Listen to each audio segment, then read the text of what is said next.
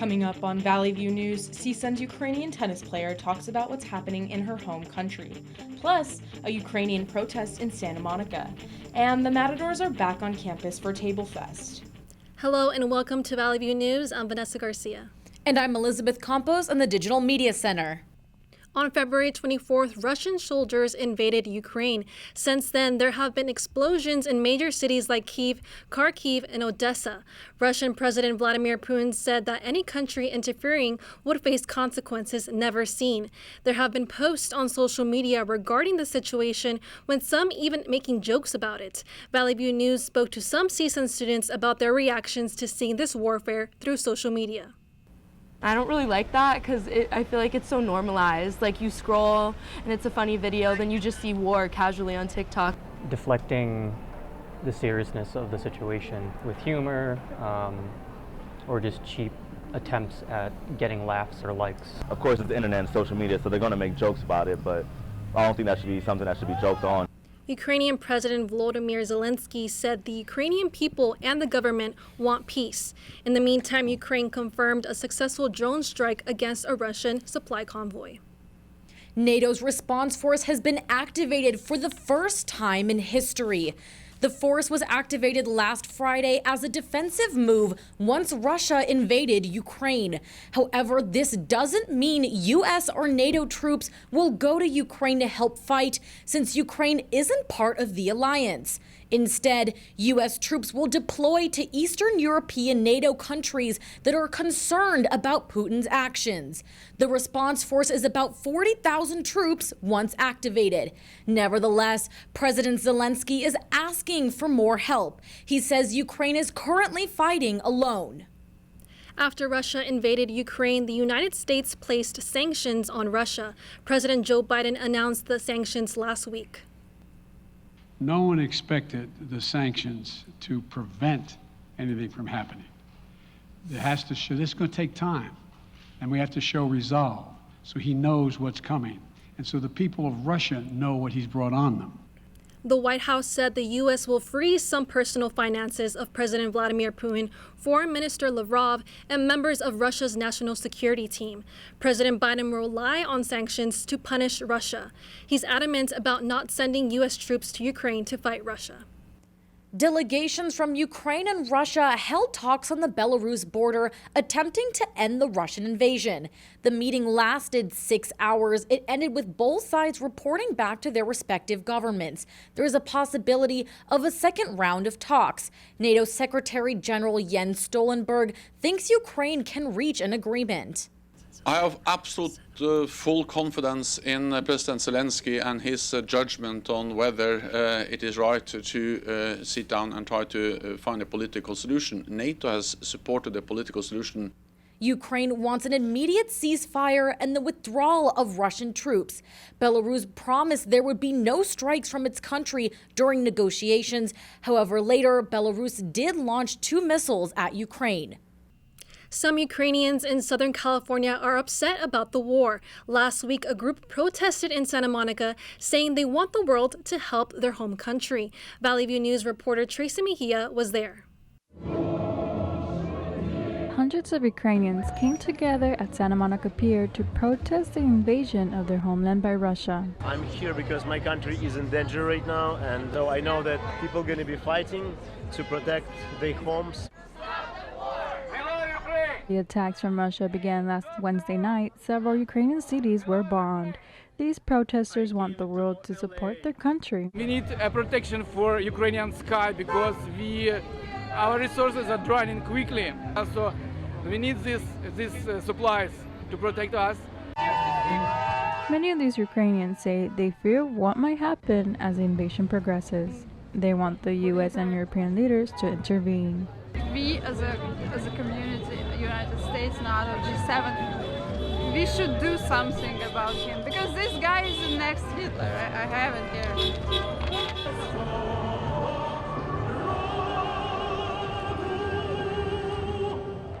It is not just Ukrainians in the crowd, but some Russians as well who say they do not support President Putin or his violence. Reporting from Santa Monica, I'm Tracy Mejia for Valley View News. The European Union closed its airspace to Russian airlines. EU Commission President Ursula von der Leyen says the move will hurt Russians. This will apply to any plane, owned, chartered, or otherwise controlled by a Russian legal or natural person. So let me be very clear. Our airspace will be closed to every Russian plane. Germany also committed 100 billion euros to a special armed forces fund that would keep Germany's defense spending above the required 2% of GDP that NATO members must commit to. Von der Leyen says the EU will target Belarus President Alexander Lukashenko for supporting Russia. Also last week, President Putin ordered Russian nuclear forces on their highest alert. Since the invasion, protests took place around the globe in cities like Berlin, Rome, Prague, Istanbul, all demanding for the war to end. Sunday, New York Governor Kathy Hochul signed an executive order cutting off businesses with Russia. Are we in any way supporting the government of Putin and Russia, who are now attacking democracy in Ukraine? So we are no longer going to allow New York State business to be transacted with Russian entities. Hochul said New York's economy is larger than Russia's. She also said New York will welcome Ukrainian refugees. There are about 140,000 New Yorkers with Ukrainian ancestry. That's one of the highest Ukrainian populations in the U.S. CSUN tennis player Yulia Zitena left Ukraine to play tennis for the Matadors. Reporter Brandon Zamora says Zitena finds it hard to focus on just herself with everything going on in her homeland.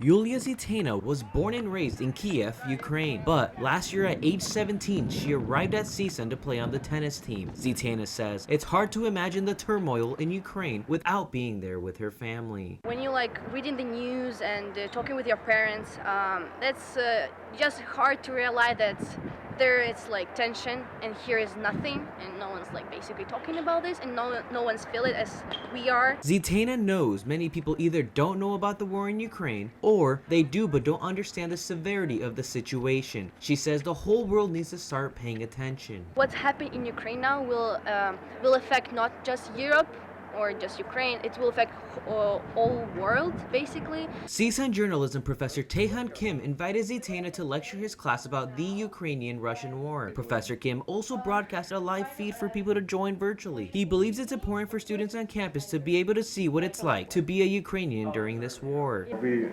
really curious to know the Ukrainian point of view. Daniela Vargas is a sociology major. She says she now has a better understanding of the Ukrainian conflict. Vargas says Americans should take more time to learn about international situations. A lot of people don't know what's going on outside of the U.S., and I think that the situation in Ukraine has definitely showed us that. Zitena added that her family says that they might need to find safety such as a bomb shelter soon. Meanwhile, she'll be trying to help the Matadors win as the season reaches its final stretch. Reporting from Northridge for Valley View News, I'm Brandon Zamora. Florida's House of Representatives passed a bill limiting how and when teachers can talk about sexual orientation and gender in classrooms. Supporters of the so-called Don't Say Gay bill want students to learn about sexuality at what they call an appropriate age. They also claim the proposed law makes parents more aware of what's happening in the classroom. However, opponents think it will make the lives of LGBTQ+ youths even harder. President Biden calls the bill hateful. President Biden made history by nominating the first African-American woman to the Supreme Court. Ketanji Brown Jackson sits on the D.C. Federal Appellate Court. Senate Democrats want to have her confirmed by mid-April. They'll need all Democrats to vote for her. Jackson got bipartisan support when she was confirmed to the D.C. Appellate Court in 2021. New York is ending indoor mask mandates this week for schools statewide. Governor Kathy Hochul said Sunday it was time to ditch the masks. Given the decline in our rates, our hospitalization, strong vaccination rates, and the CDC guidance, my friends, the day has come.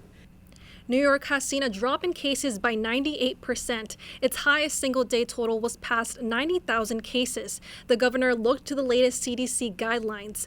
A growing number of states have eased mask mandates or removed them as infections of COVID-19 decline. California also joins the list of states lifting mask mandates in schools. Governor Gavin Newsom updated guidance for schools Monday. The mandates aren't required in schools now, but are strongly recommended. The new rule applies to schools and childcare facilities, and it begins March 12th. Los Angeles County already lifted its COVID-19 mask mandate outdoors at K-12 schools and childcare centers. It's unclear if there'll be more guidance coming soon.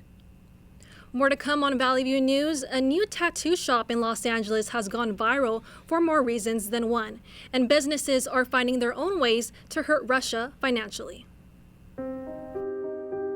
Here's to the things that can keep us safe. Those we use all the time with hardly a thought. Those that are silently standing by to save our lives.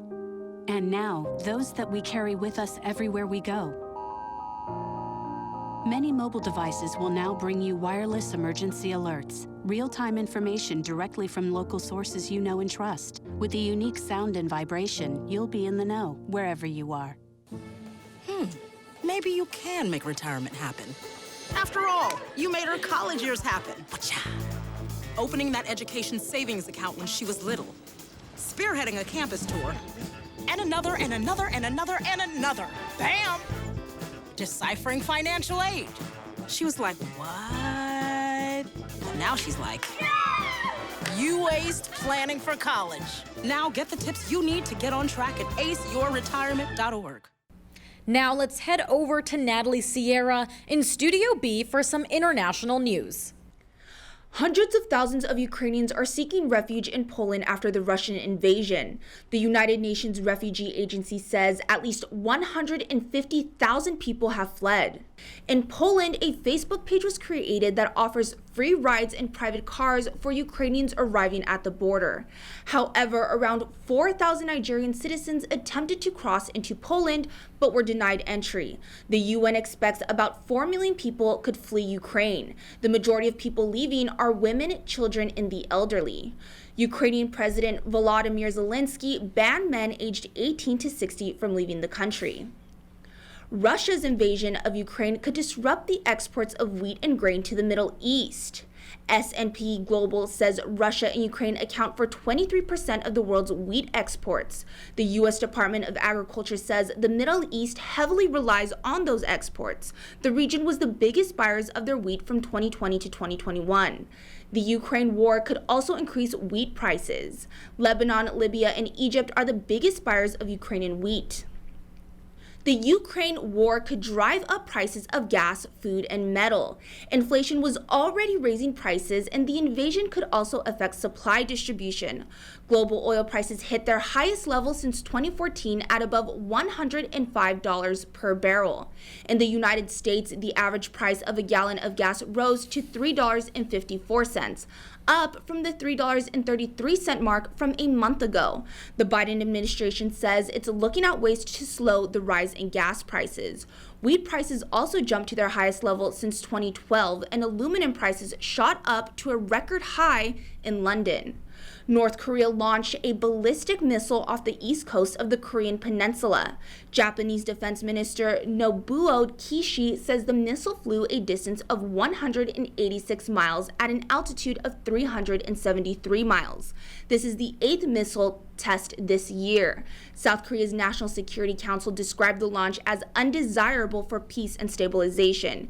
It expressed deep concern about the launch happening while the Russian-Ukrainian war is dominating global affairs. South Korea said North Korea should seek more peaceful resolutions to conflicts through diplomacy. That's all for me in international news. Back to you, Vanessa, in Studio A. The Painted Lady LA is a Black and women-owned tattoo parlor shaping the future for some women. After opening less than a year ago, it's gone viral all over TikTok. Reporter Dominique Silva gives us an up-close look at what's happening inside. LA has countless tattoo parlors, but none are like the Painted Lady LA. It's located in the heart of Culver City and is a prime spot for talented artists. Owner Autumn Armstrong wants to see more women in the business. The tattoo industry itself is so male dominated, and there really didn't seem to be a place for women. There's more than meets the eye here. This is a place where many different women can share their love for art and express themselves freely in a safe environment. Honestly, I loved art since I was little. My mom and my aunt, that's how I got into it. They're old school like taggers and stuff like that. And I loved their artwork. All tattoo artists here have a wide variety of talents mixed with background in the study of art. Each artist creates a different image for this women-owned and diverse business.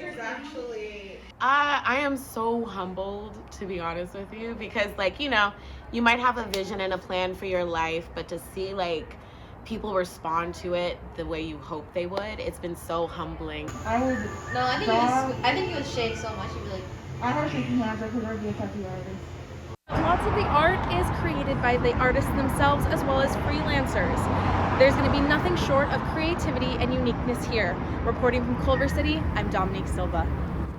Businesses around the U.S. are boycotting Russian-made drinks. Officials from Ohio, Utah, and New Hampshire have called on liquor stores to remove Russian products from their stores. This is what Frank's Wine feels about Russian products at Frank's Wine. Boom. That's how we feel about it. It's not going to happen. We've taken them all off our shelves. Although the move is symbolic, they might have missed their target. For instance, some bar owners are dumping out Stoli vodka, which is Russian by name but is actually made in Latvia. A McDonald's franchise in Santa Ana agreed to pay $25,920 in penalties for assigning hazardous work to employees who are minors. An investigation by the U.S. Department of Labor found that underage employees were loading and operating indoor trash compactors. That's a violation of the child labor regulations of the Fair Labor Standards Act. Franchise owner Virginia Majoni also agreed to implement additional training for managers and employees at all 10 of her franchise locations to prevent future violations. 4 of the largest pharmaceutical corporations agreed to pay a $26 billion settlement for contributing to the opioid crisis. Kwame Raoul is the Illinois Attorney General. We expect these companies to be releasing funds to a national administrator on April 2nd. States and local governments will begin to receive funds during the second quarter of this year. Johnson & Johnson will pay $5 billion, while AmerisourceBergen, Cardinal Health, and McKesson will pay a combined $21 billion. North Carolina's Attorney General says the settlement represents accountability. He also says the settlement will fund programs and services that'll save lives. Target is raising its starting wage to $24 an hour. The pay increase is for hourly workers at Target discount stores, supply chain facilities, and headquarters. The rise in starting wages came about because of a worker shortage that started during the pandemic. Target plans to spend an additional $300 million on its workforce. Starting next month, Target is also issuing access to healthcare benefits for its hourly workers. Workers with a minimum average of 25 hours a week are eligible to enroll in a company medical plan. Target employs more than 350,000 workers and has over 1,900 U.S. stores. Los Angeles County is easing up on mask mandates for businesses. LA County authorities say mask mandates for fully vaccinated customers are optional. Businesses can either let both workers and customers unmask or just customers. The changes apply to indoor locations such as retail shops, restaurants, theaters, and more. However, businesses can still choose to require face masks. Mask mandates are dropping now, but just last fall, the rules were looking a lot different. Last semester, our reporter Malik Patterson went to one small business to see how they had to adapt to certain COVID-19 ordinance at the time. California was one of the first states to have a person test positive for the Omicron variant. Subsequently, Los Angeles County became a leader in the new OSHA emergency temporary standards. 42nd Street Bagel is a popular mom-and-pop shop in the Claremont Colleges community. As a result, it became a staple for its people during the pandemic. Effective since July, Los Angeles County has tightened up its restrictions, mandates for restaurants, diners, and bars. First and foremost is the safety of my employees as well as their families. So we continue to mandate the masks. We are asking our customers, our regulars, news. The new restrictions, mandates, that all customers and staff, vaccinated or not, wear a mask at all times while inside establishments. Kind of actually had seen a decline as things were going down. The week of, we actually had a lot of college students coming in as last-minute customers. The loss of neighborhood businesses will have a rippling effect on communities such as this one for years to come. Nothing was normal for us with the shutdown, not being able to go out or anything. This staying open is like a sense of comfort and normalcy. As new variants come out, mom and pop shops must learn to stay afloat and adjust to the new mandates so they can thrive throughout the pandemic. Reporting for Valley View News, I am Malik Patterson.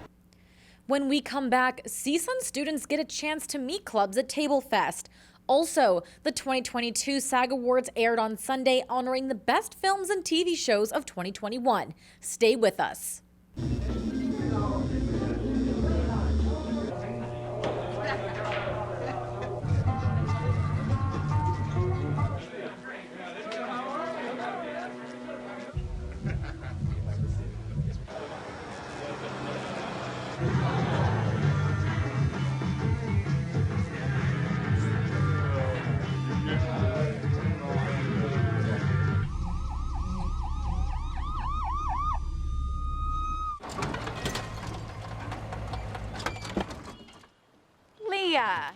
Did you put a new dent in that?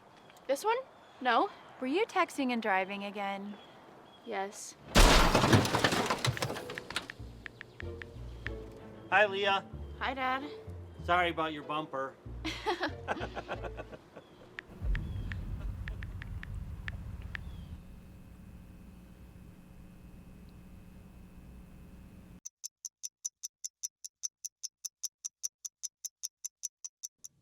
When you're running your own business and taking care of your disabled brother, you tend to learn about responsibility pretty quickly.